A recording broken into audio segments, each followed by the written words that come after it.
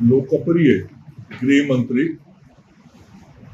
श्री अमित शाह जी कल 29 मार्च को बिहार दौरे पे आ रहे हैं और कल पार्टी के वरिष्ठ नेताओं के साथ पटना में आदरणीय अमित शाह जी का बैठक होगा। उसके बाद अमित शाह जी 30 तारीख को गोपालगंज आ रहे हैं, जहां गोपालगंज में वो जनसभा को संबोधित करने वाले हैं। एक लंबे अंतराल के बाद गृह मंत्री जी का सारण प्रमंडल में आना हो रहा है। निश्चित रूप से इसको लेके सारण की जनता के बीच बहुत उत्साह है, उमंग है और सारण प्रमंडल के विभिन्न प्रखंडों में सभी क्षेत्रों में आदरणीय गृह मंत्री जी की सभा में भाग लेने की उत्सुकता भी, तैयारी भी चल रही है और एक बड़ी संख्या में संपूर्ण सारण प्रमंडल के लोग 30 तारीख को गोपालगंज प्रातः 11 बजे पहुंचने वाले हैं और गृह मंत्री जी की सभा में भाग लेंगे। हम सब लोगों के ध्यान में है कि यह वर्ष बिहार के लिए चुनावी वर्ष है, चुनाव का साल है और भारतीय जनता पार्टी और एनडीए अगले विधानसभा के चुनाव की तैयारी भी शुरू कर दी है। एनडीए ने और बीजेपी ने चुनाव की तैयारी के लिए अपने सभी प्रदेश अध्यक्षों का एक साथ सामूहिक दौरा राज्य के विभिन्न जिलों में कराया है। कार्यकर्ताओं की बैठकें, सम्मेलन हुई है। उसी प्रकार से जब अमित शाह जी अब आ रहे हैं तो आदरणीय अमित शाह जी के आने के साथ ही जो भारतीय जनता पार्टी और एनडीए की चुनाव की तैयारी और सरगर्मी है वो और तेज होगी और गोपालगंज की जनता को और गोपालगंज की सभा के माध्यम से अमित शाह जी बिहार की जनता को बताएंगे कि किस प्रकार से डबल इंजन की सरकार नरेंद्र मोदी जी और नीतीश कुमार जी की सरकार ने बिहार के विकास के लिए काम किया है, बिहार की आधारभूत संरचनाओं को बेहतर किया है, युवाओं को रोजगार दिया है, युवाओं को सरकारी नौकरियां दी हैं, साथ ही स्वास्थ्य, शिक्षा, सड़क सभी क्षेत्रों में जो काम किए गए हैं उन कार्यों पर भी चर्चा होगी। और भारत की सरकार ने जिस प्रकार से पिछले बजट में और इस बजट में बिहार के विकास के लिए विशेष योजनाएं, कार्यक्रम और राशि का प्रावधान किया है, उन सारे विषयों को अमित शाह जी बिहार की जनता के सामने रखेंगे।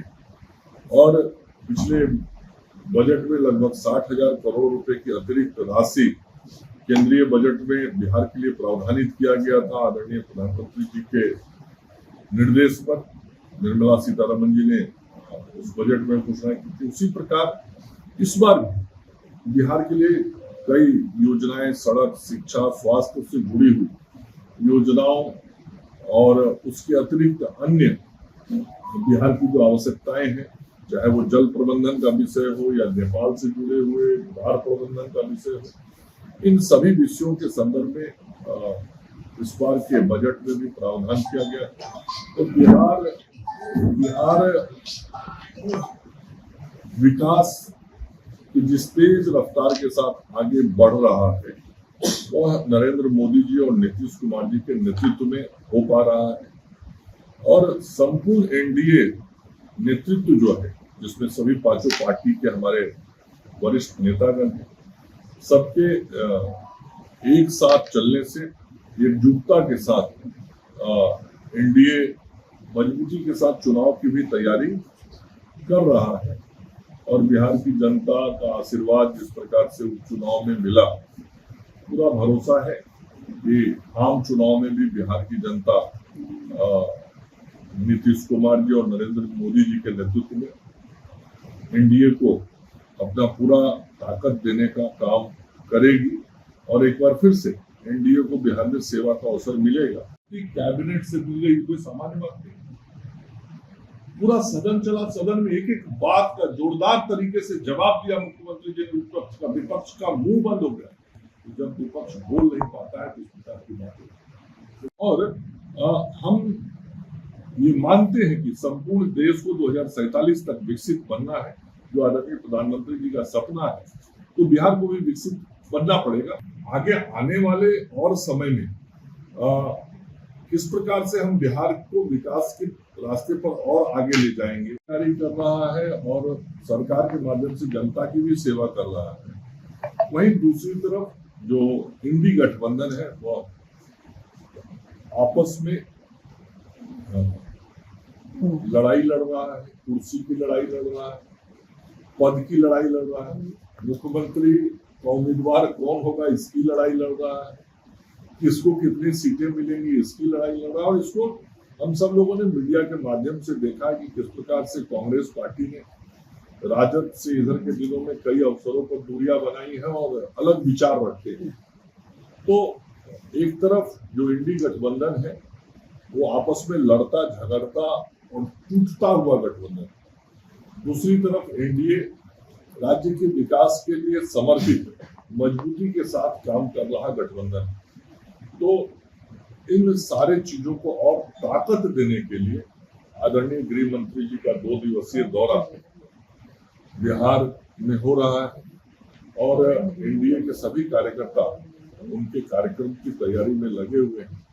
तो एक बड़ी सभा होगी जिसमें सीवान जिला से बड़ी संख्या में लोग गोपालगंज जाने वाले हैं। सीवान जिले का जो 8 विधानसभा क्षेत्र है, उन 8 विधानसभा क्षेत्र से लगभग 25,000 से अधिक की संख्या होगी जो गोपालगंज की सभा में जाएगी। लोग भाग लेंगे, कार्यकर्ता हमारे समर्थक हमारे सब तैयारी कर रहे हैं।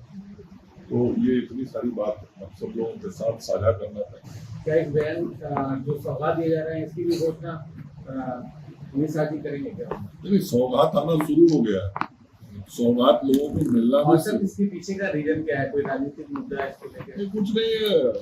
आदरणीय प्रधानमंत्री जी हमेशा कहते हैं कि 140 करोड़ जो भारतवासी है वो सभी हमारे परिवार के सदस्य हैं। और जब परिवार के सदस्य अपना कोई पर्व मना रहे हो, कोई खुशी मना रहे हो, तो उसमें शिरकत करना बहुत लाजमी है। और आदरणीय प्रधानमंत्री जी ने सभी को अपनी ओर से बधाई शुभकामनाएं दी है। जो सब हमारे अल्पसंख्यक बंधु हैं, ईद आ रहा है, ईद की शुभकामनाएं हैं सबको। और प्रधानमंत्री जी तो हमेशा कहते हैं सबका साथ, सबका विकास, सबका विश्वास और सबका प्रयास। तो हम सब लोग, हमारे नेता सभी को साथ लेकर चलते हैं। ये उसी का एक उदाहरण है। देखते होंगे कि कितने सारे कार्यक्रम होते हैं, सामूहिक रूप से मिलना जुलना भी होता है और उत्सव के अवसर पर संपूर्ण समाज के लोगों के साथ आदरणीय प्रधानमंत्री जी हम सब लोग मिलकर सभी पर्व त्योहारों को मनाते हैं। अगर आप ये वीडियो YouTube पर देख रहे हैं तो हमारे चैनल को सब्सक्राइब करें और बेल आइकन को दबाना ना भूलें। अगर आप Facebook पर ये वीडियो देख रहे हैं तो हमारे पेज को लाइक करें।